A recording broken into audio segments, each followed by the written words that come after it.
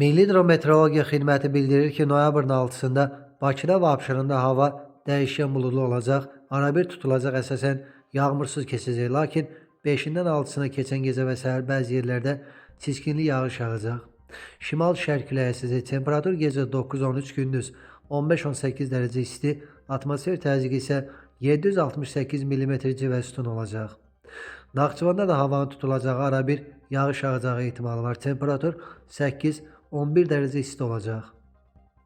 Sabah əksər rayonlarda yağıntı ehtimalı yoxdur, lakin gündüz bəzi şərq rayonlarında qısa müddətli yağış yağacaq, duman olacaq, şərq küləyi əsəcək. Temperatur gecə 6-11, gündüz 17-22, dağlarda gecə 2 dərəcə şaxtadan 3 dərəcəyə qədər isti, gündüz 5-9 dərəcə isti olacaq. İstənilən hava şəraitində hər birinizə xoş əhval-ruhiyyə arzu edirik.